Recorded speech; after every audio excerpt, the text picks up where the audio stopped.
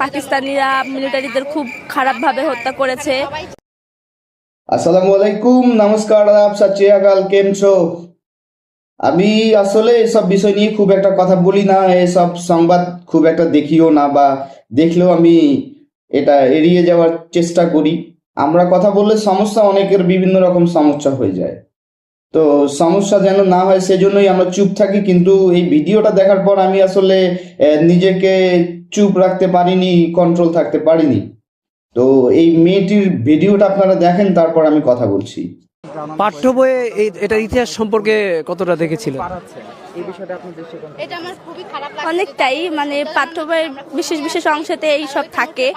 এখান থেকে পড়েছি আমরা, জেনেছি এসব বিষয়ে বই থেকে, পাঠ্য বই থেকে। যেরকম পাকিস্তানিরা মিলিটারিদের খুব খারাপভাবে হত্যা করেছে। আমরা আল্লাহর দোয়ায় এই পাকিস্তানিরা যারা এই দেশকে স্বাধীন করেছে তাদের দোয়ায় আমরা পেয়েছি স্বাধীন বাংলাদেশ। মেয়েটি আসলে বোঝাতে চেয়েছে যে পাঠ্যপুস্তকে বর্তমানে সে যে পড়ালেখা করেছে বা যেটা জেনেছে সেটা হচ্ছে যে পাকিস্তানিরা অনেক কষ্ট করে মিলিটারিদেরকে হত্যা করেছে। How come, how funny. তারপর পাকিস্তানিরা আবার বাংলাদেশকে স্বাধীন করেছে। তার বক্তব্যটা এরকমই শোনাচ্ছে এই ভিডিওর মাধ্যমে, যেটা বুঝলাম। তো মেয়েটি আসলে এই যুগের পুকি। তো আসলে জানি না পাঠ্যপুস্তকে কি চলছে বা কি বোঝানো হচ্ছে, বা কি ধরনের সংস্করণ নিয়ে আসছে বাংলাদেশ অ্যান্ট্রিম গভর্নমেন্ট বা আদার্স যারা এর সাথে জড়িত। আমি আসলে কারো পক্ষ বিপক্ষ নিয়ে কথা বলছি না, আমি মূলত কথা বলছি এটা নিয়ে।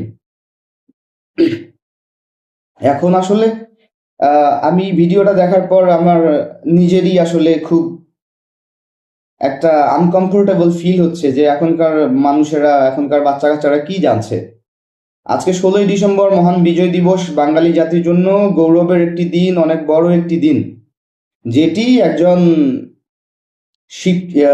স্টুডেন্ট, একজন ছাত্রী, সে কিনা বলছে পাকিস্তানিরা যুদ্ধ করেছে মিলিটারির সাথে, তারা যুদ্ধ করে বাংলাদেশকে স্বাধীন করেছে। तो क्या बोलना चाहिए? ऐसे पता चलता है कि हम इंडिया से लाहौर जाता है, लाहौर से मुल्तान, मुल्तान से कहाँ जाएंगे हम?